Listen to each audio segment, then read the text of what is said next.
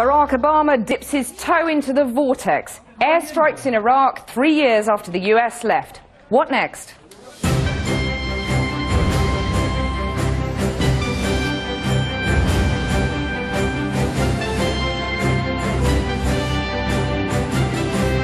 Earlier this week, one Iraqi in the area cried to the world, "There is no one coming to help." Well, today America is coming to help. Good evening. For months, Barack Obama's generals have told him to strike the most frightening force in the Middle East. And for months, he's resisted, nervous of public opinion and the chaos the last foreign intervention in the region unleashed.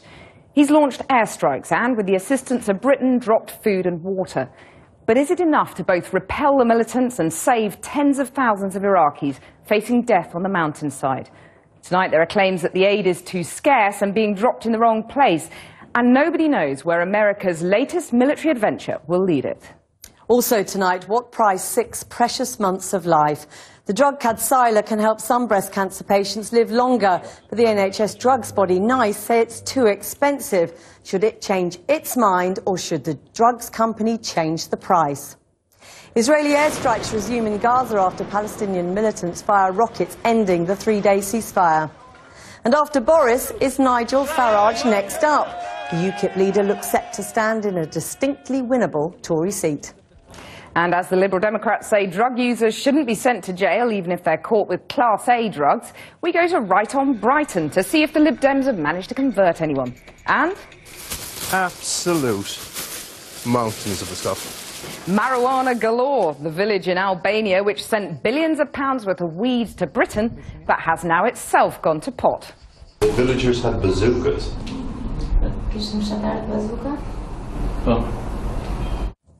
So Barack Obama, the reluctant warrior, has launched airstrikes on Islamist militants threatening the Iraqi Kurdish city of Erbil. It's the first military intervention by American forces since troops were withdrawn from Iraq at the end of 2011, and the first time the international community has taken action to check the Islamist tide.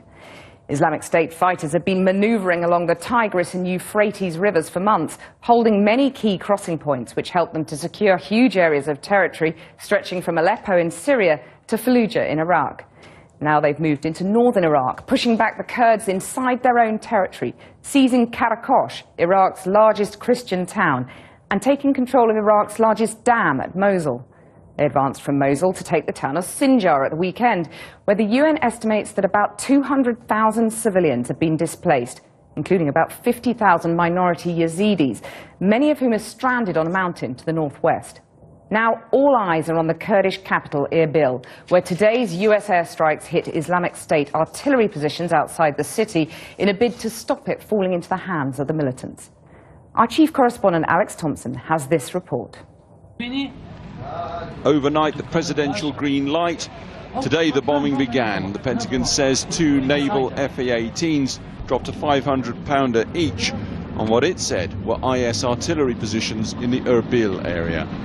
In London, the government's emergency Cobra committee met to do what British governments do in Iraq, follow the Americans. Well, what we've decided today is to assist the United States in the humanitarian operation that started yesterday. We're offering technical assistance in that, in terms of refueling and surveillance, where we can support that operation. And we're offering aid of our own, which we hope to drop over the next couple of days. And it can't come soon enough for the hundreds of thousands displaced now by the IS advance, both Christian and Yazidi communities. This Yazidi woman speaks of families fleeing to the mountain near Sinjar, children dying and being buried under rocks.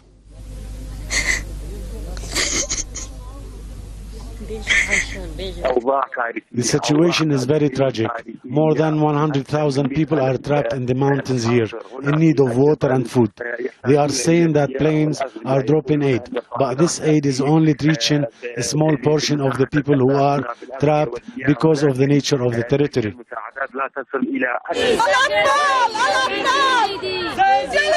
In London today, just a few hundred yards from where the Cobra Committee met, Yazidis beg for help. Please save us! Save Yazidi from genocide, please! Save Yazidi from genocide! Please, stop the genocide! Ahmed Burgess' family, along with 50,000 more, camped out on Sinjar Mountain, totally dependent on any airdrops of aid. Another community, another part of northern Iraq, the same terror. The Christian area of Erbil in Kurdistan, around St. Joseph's Cathedral, is inundated by tens of thousands of Christians. For them, even this is better than waiting for the massacre men of the IS to take over their towns and villages. They're being given a choice. You either convert to Islam or you pay the jizya tax, flee, and if you don't do that, you have your head chopped off. And sadly, we have had accounts in the last few hours of people who have literally lost their lives, or even their children have been killed. It's just unbelievable. Around midday, Erbil received news that the first US Navy airstrikes had attacked IS artillery positions outside the city. Even though the US decision came a little bit late, we welcome it. The US government should have shown support and cooperation earlier. Definitely, this decision will have a positive impact in changing the balance of power. Emboldened perhaps by today's action, the Kurdish fighters today said they would take their fight to IS, but they know better than anyone that they are undermanned and outgunned, and America can only do so much with fixed wing, here 1 minute, gone the next, bombing. Well, Alex joins me now. So what is the extent of the threat from the Islamic State? Well, it's not so much the threat, but the sheer success. Just since June, they now control this huge swathe, blotches of territory right across bits of Syria, bits of Kurdistan as well, but mostly northern Iraq.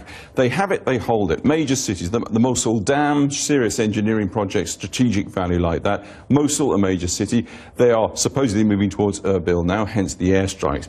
The key thing is fear. So successful have they been with their appalling execution videos and so forth, that in the recent push in a series of Christian towns, you actually had the Kurdish fighters who opposed the IS going door to door and telling people, get out, the IS are coming. People quit the town, along with those Kurdish fighters, we have to say, leaving it open simply for IS to walk in. That's been phenomenally successful. It's going to be extremely difficult for either those Peshmerga Kurdish guerrilla fighters to dislodge that fear and threat, or indeed from fixed-wing strike aircraft, which I was saying a moment ago, which are here today and here 1 minute and gone the next, sent in by the Americans. Very tough job.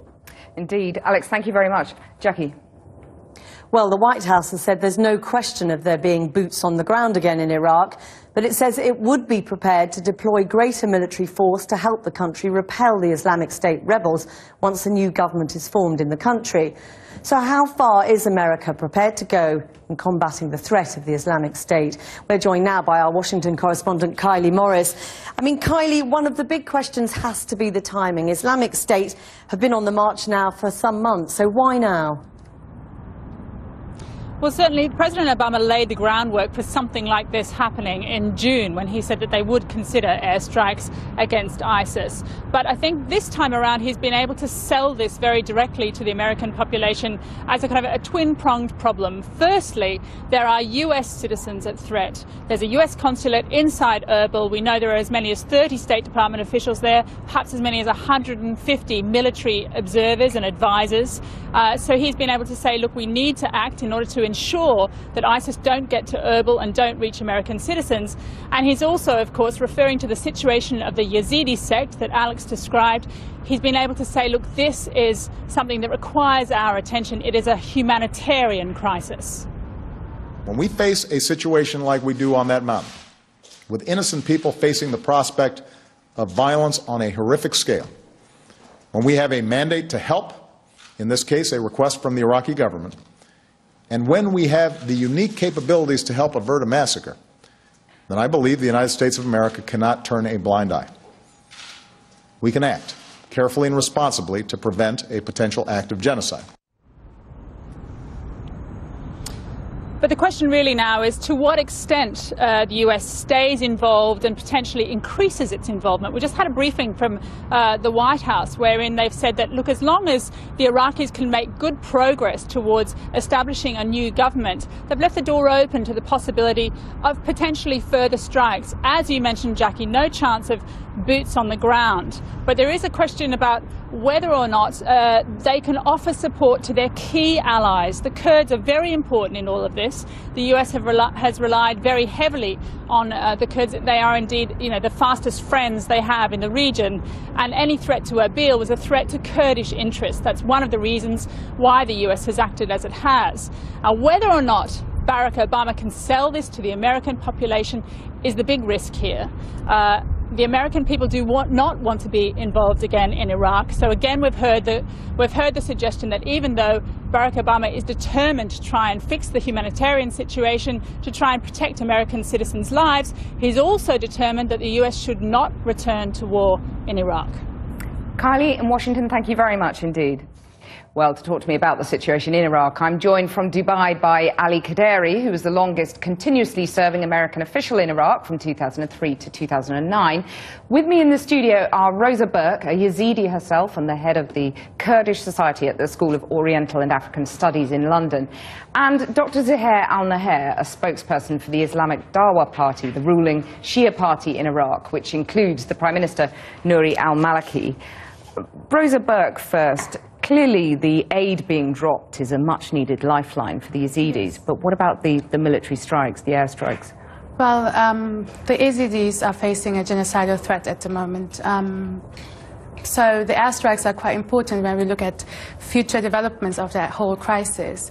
ISIS needs to be defeated, needs to be fought against, because Yazidis captured in Mount Sinjar and are fleeing at the moment in the region. So there are two dimensions to the story. First of all, the humanitarian question, and also how to solve that problem on a military basis. So airstrikes are quite important. But we're hearing reports that some of the aid there's too little of it and it's not being dropped in the right place. I mean, how desperate is the need now? I just checked. The current information at the moment is the UN apparently used 3 helicopters and dropped humanitarian packages aid on Mount Sinjar, but they're so far away from the people in the mountains, so they're not able to reach them.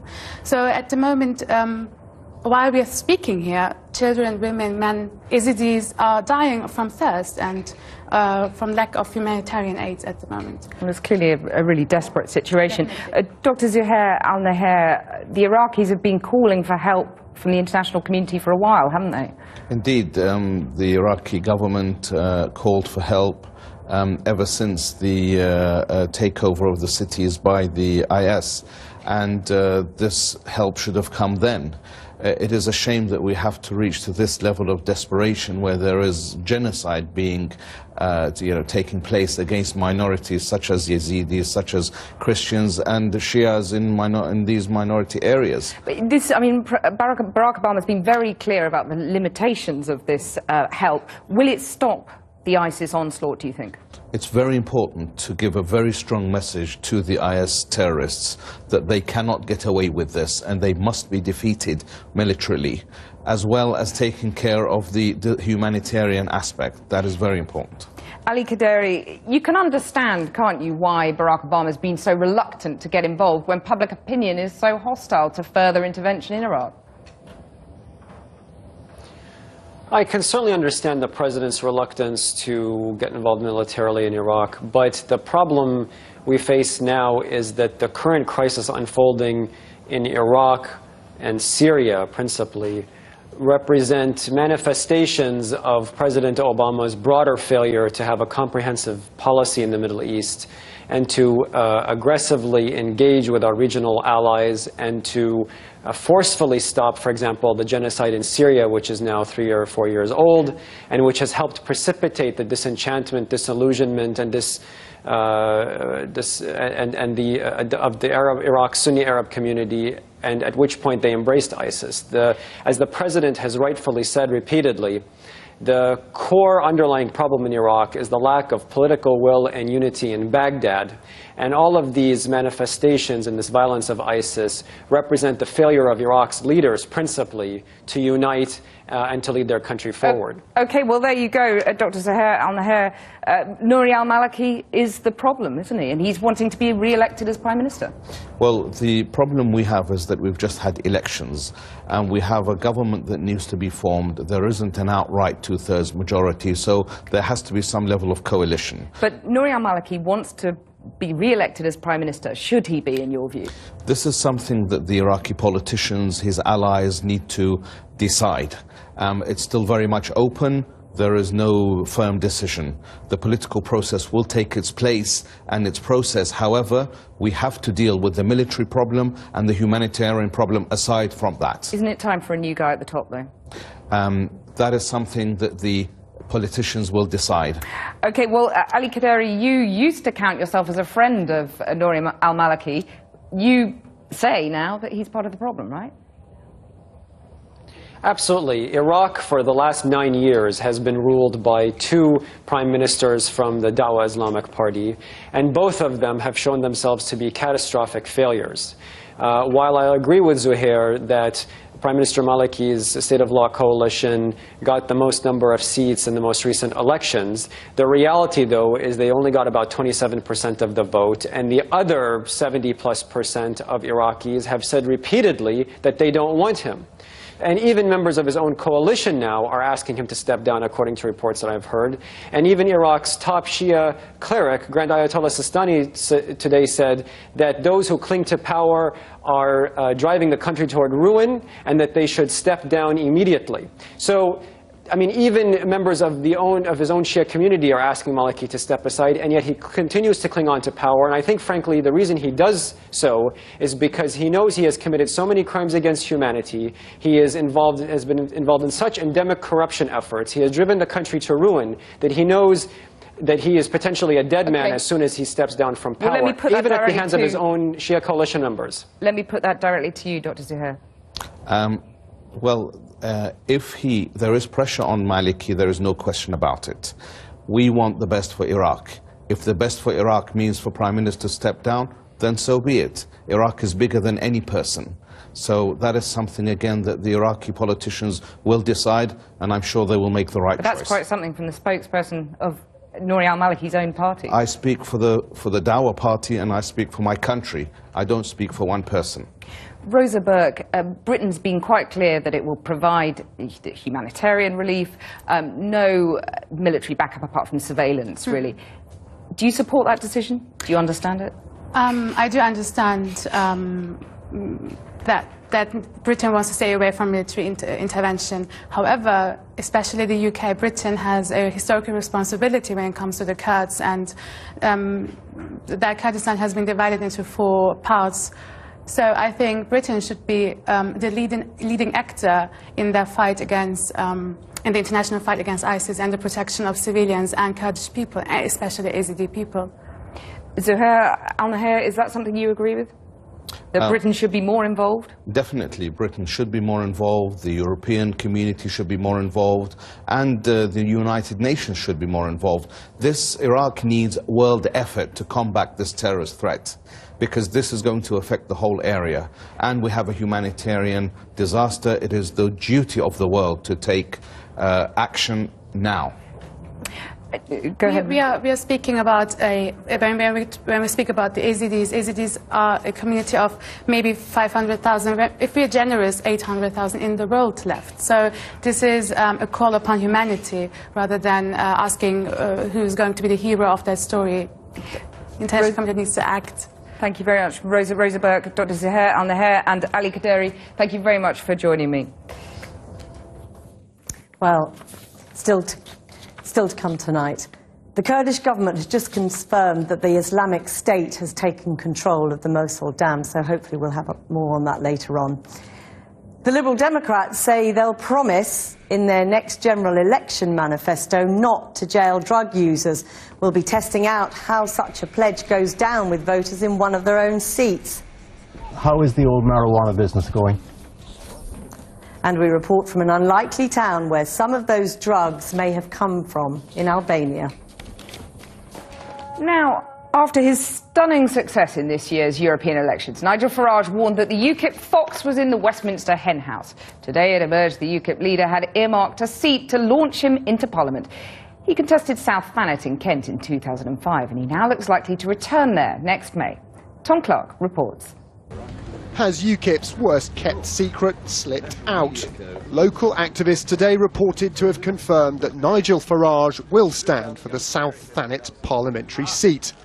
The UKIP leader has certainly always hinted that his home county of Kent is where UKIP would fare best in a general election. My visits to the east of England, I have to say the level of support for UKIP in the east is astonishing.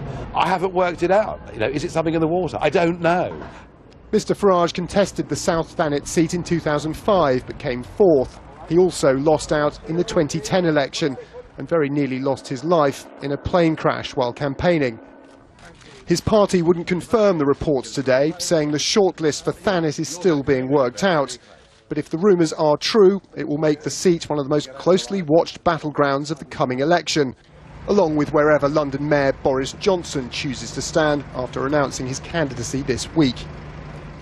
Mr Farage has made no secret of his hatred of wind farms, so if there is something in the water in Thanet, the 100 turbines just offshore can't be what he was talking about.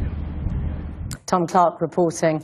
It can give women dying from an aggressive secondary breast cancer 6 months longer with their families.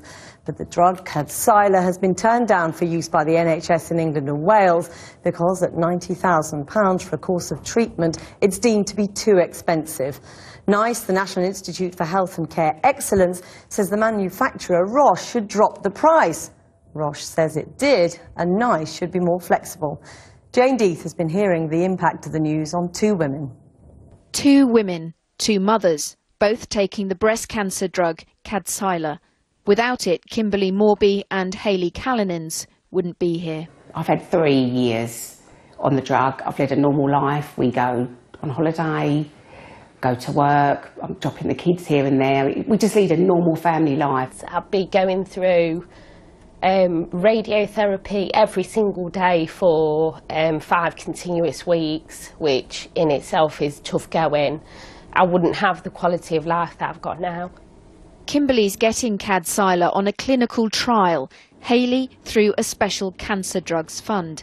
It's an antibody combined with chemotherapy which zooms into cancerous cells and kills them from within. It buys women on average 6 months extra life without draining side effects. But it's not a cure and it's expensive. NICE has refused to recommend it on the NHS. A 14-month course of Kadcyla costs nearly £91,000. But the real cost is academic, because NICE puts its own price on drugs based on something called a QALY, a Quality Adjusted Life Year. Normally, NICE only approves drugs up to £30,000 per quality adjusted year. For some cancer drugs, it will go up to £50,000. But Kadcyla's QALY cost is way off, £166,000. Roche claim NICE asked them to drop their price by 60%. It says it did offer a significant discount, but clearly not enough for NICE. We nevertheless need them to look realistically at what they can expect the NHS and indeed other health systems around the world to pay for the products that they bring. We want to use them where they can bring real additional benefit, but we have to have regard to every pound we spend on something new is a pound that we're not going to be able to spend on something else. NICE does have to look at things in the round, and only this week the NHS said it has to spend £250 million on 100,000 overdue operations. But Roche says places like Sweden and Switzerland can see Kadcyla's worth the money. Every other country who has made a decision on the routine funding of Kadcyla has deemed it good value for money at virtually the same price as what we've offered to NICE and what we're offering across the UK. Big Pharma is accused of charging too much, of inflating its costs. But Roche say the price of Kadcyla reflects years of difficult development and, frankly, what they think it's worth. They say it's not price which is the problem here, but NICE's calculations. And as cancer drugs get smarter, they also become more difficult to make. They're only going to get more expensive. Kadcyla's given Kimberly Morby and Hayley Callanans longer with their families. Today's decision not to offer the drug on the NHS means other women may not get that precious extra time. Well, in a moment we'll be speaking to Dr. Rav Sitharan from the drug manufacturers Roche about why this drug is so expensive. But first I'm joined by Hayley Callanans, who you saw there in the film. Hayley, tell me, what difference has being on this drug made to your life? I have an extremely better quality of life. I've got good comparisons to make. I've been on chemotherapy now for over 3 years. I was diagnosed back in July 2011. So this is my 5th different type of chemotherapy, and I get very minimal side effects from it. So what do you make of the decision by NICE not to approve it for other women? What I would say is, how can they put a price on somebody's life? Cancer doesn't just affect older people. I'm only 33. I've got 4 young children at home and a husband. They need me. £90,000 is an extortionate amount of money. They need to bring the price down, and it needs to be available on the NHS. Young ladies like myself need to be on this drug. It's a miracle drug. I mean, I suppose the point NICE would make is that every individual case like yours is so compelling, but they have to weigh up what is the best use of resources for a wider group of people, I suppose. Do you understand that? Do you accept that? Yes, I do understand that. Obviously, I'm in this. I want the best drugs for all of the secondary breast cancer ladies out there, and obviously I will speak for all of those today. Nobody should have a price put on their life. How can they say that they have a limit of £30,000, £50,000 per year for one patient? Well, some patients in the UK don't need any treatment.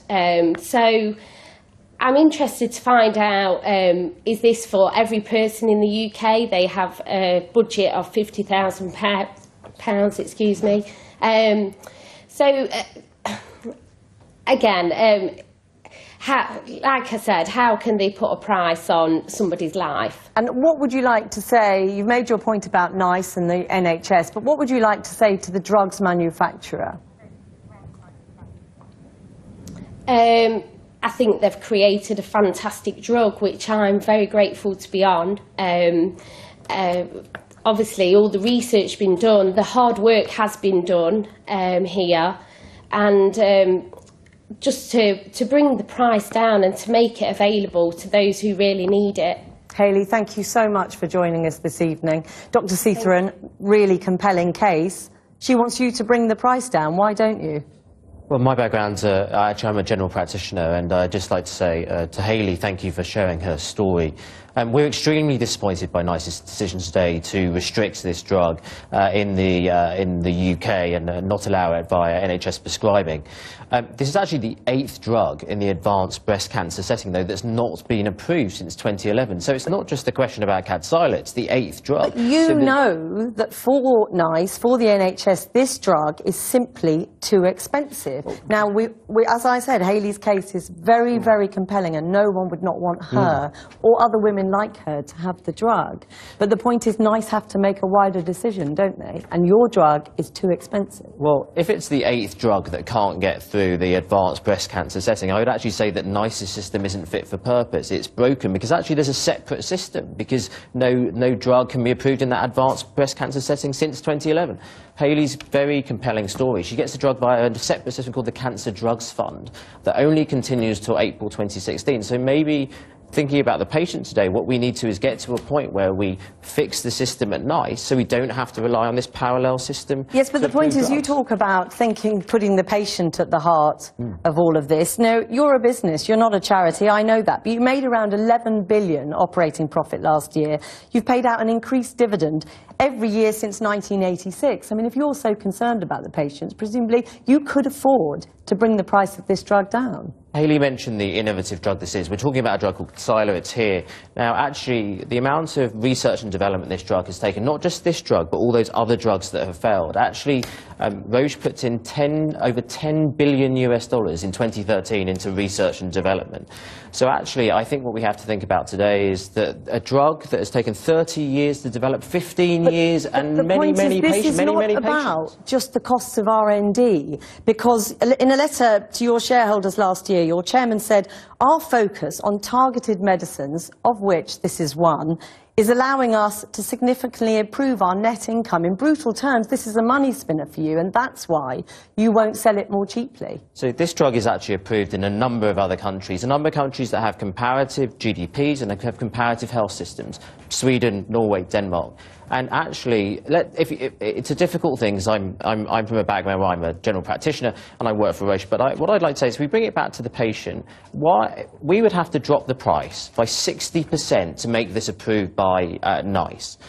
What I'm struggling with slightly for patients like Hayley is why is it this drug can get approved in other countries, and yet because it's not like with like. I mean, in other countries, for example, what we don't know is, in paying the price that you charge for this drug, we don't know what treatments they're not giving patients in that country. Actually, and I suppose the bottom line is, sorry to press this point, but you could afford to make it cheaper if you so wanted to.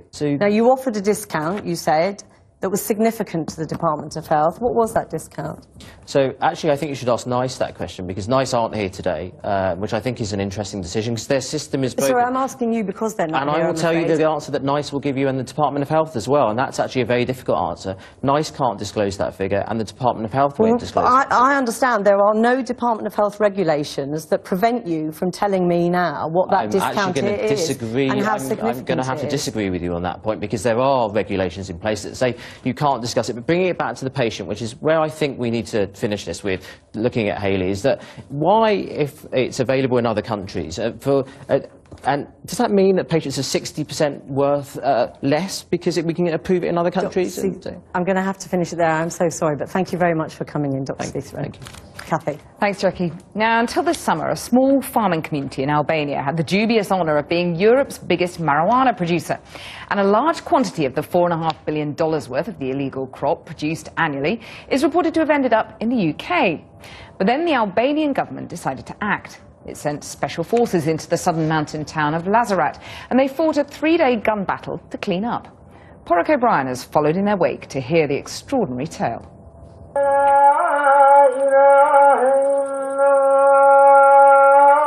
The call to prayer echoes off the mountains. A lazy afternoon stir in the quaint village of Lazarat, southern Albania. A place built into rock in splendid isolation. The locals farming stock, tough, suspicious. How is the old marijuana business going? Marijuana? Yeah? No. So how was it that this place became the biggest producer of illegal marijuana in Europe? And why did it culminate in this? A 3-day gun battle a few weeks ago. To get to Lazarat, you drive 3 hours south from the capital, Tirana. Stop. We arrived in the evening, unannounced. It felt like a border crossing, a state within a state. So that was the second police checkpoint we've come across on the way to this quaint Albanian mountainous village. Police really tooled up. They're obviously special forces. Long before the fall of communism, this village was abandoned by the politicians. No running water, no roads, no law. So villagers took care of themselves. Over time, Lazarat became pariah and proud. So we've got through the roadblocks. We've arrived in the centre of this Albanian village. This is one of the gentlemen we've met. He's from the Special Forces, and we've been told that tomorrow he will serve as our guide to show us around the village.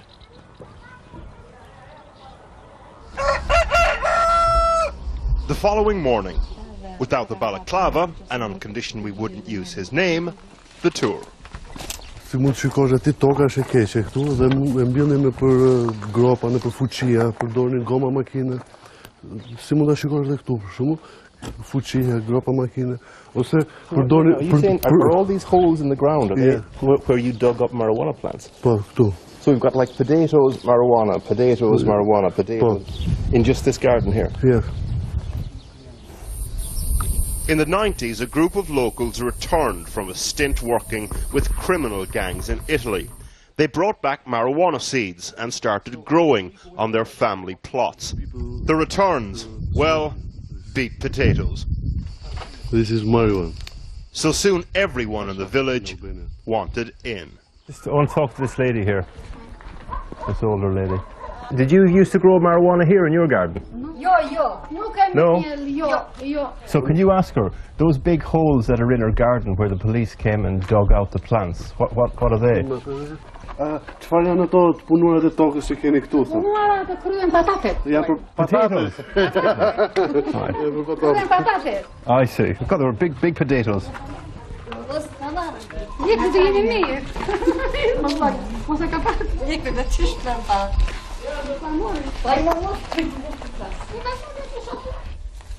Over the years, this once poor, desolate village became a European marijuana bazaar.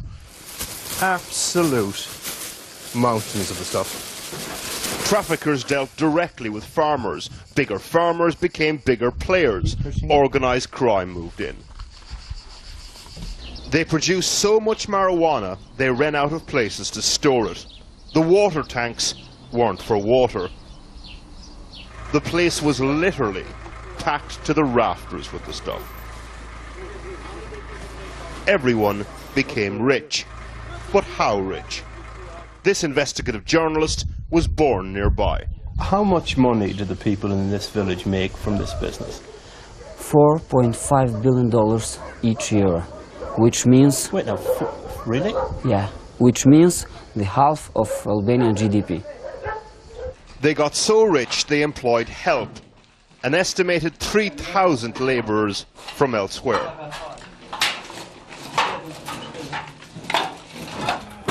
Do you want to give me the torch? Houses were adapted, networks of storage bunkers under family homes. Oh my God.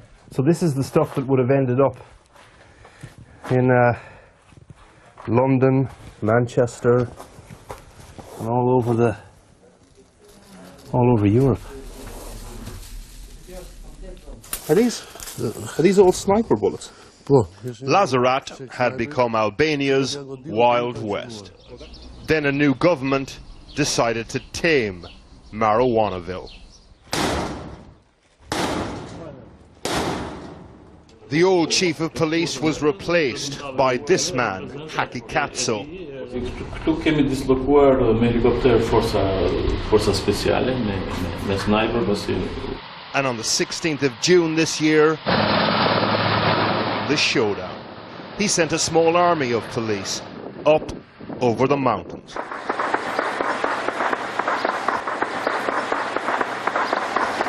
Gati 3 ditë luft. Deri dhe mortaja dhe mitralos të lehtë të rënd, edhe mortaja këmbësorie. Dhe granat hes bazuka. The villagers had bazookas.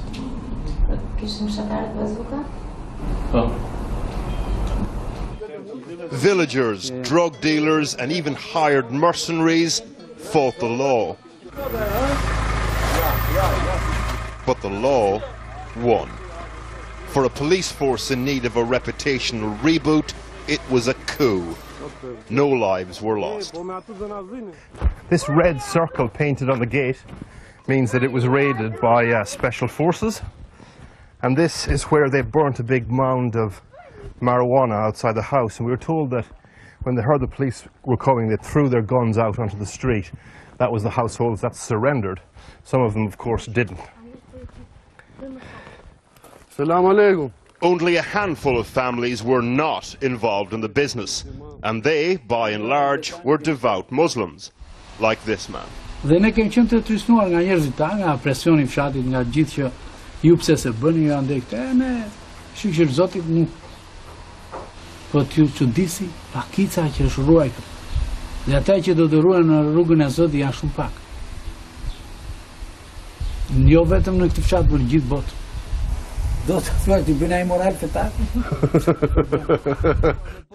There were over 50 arrests. 500 weapons were seized. But why did the Albanian government intervene now, after so long? A clue: the EU. I think this was the moment to show that you must do something. You must cut off this village, and then you can have steps for becoming members.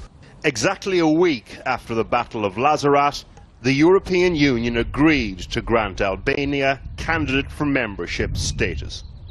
Who's this lady here? Towards the end of the tour, we met this woman.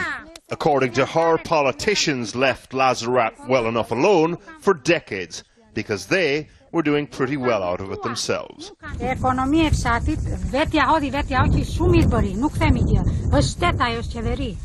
Shumë mirë bëri. There's actually no culture of smoking marijuana here, so she invited us home for goat's cheese and raki. We whiled away an afternoon talking about survival, politics, and the new Albania. Porrick O'Brien reporting. Well, here, government policy on drug abuse is turning addicts into hardened criminals. That's the view of the Liberal Democrats. They'll promise at the next election to stop sending users to prison for the personal possession of drugs, using the money to fund treatment for them instead. But is it a vote winner? Our reporter Fatima Manji reports. If ever there was a natural home for hipsters, Brighton might just be it. And with the uber-cool attitude in the air, perhaps it's unsurprising that here, people may have more relaxed attitudes to drugs. Each one of us probably knows someone who's taken drugs or does take drugs. You know, I personally am not interested in that, but, you know, you smell people smoking weed all day long walking around town. So it doesn't seem much point in filling the jails and wasting police time with people doing that. It's that sort of sentiment Deputy Prime Minister Nick Clegg is trying to tap into. He's pledging the Lib Dems will abolish prison sentences for those who possess drugs for personal use. Often that will mean people using cannabis, but he's including Class A substances like cocaine and heroin. And even in socially liberal Brighton, the idea is being met with some scepticism. It's not really changing much, to be honest, because it's not a solution to, say, like, drug problem. I don't know, it just seems like a last-ditch attempt to try and win some voters back. Like, that's about it. We're trying to eradicate drug use and try and get young voters get it back by making it easier for them to keep and obtain drugs. I don't see how that's a positive, really. This is quite clearly an attempt by the Lib Dems to grab the attention of young voters, voters that they lost because of tuition fees. But the Home Secretary was quick to pour cold water over this Lib Dem idea, pointing out that only 3% of people who are arrested for possession of drugs ever end up in prison anyway. And is this idea really going to win over young voters? I think it would take more than that. What kind of things? Well, things that appeal, maybe to do with pay and just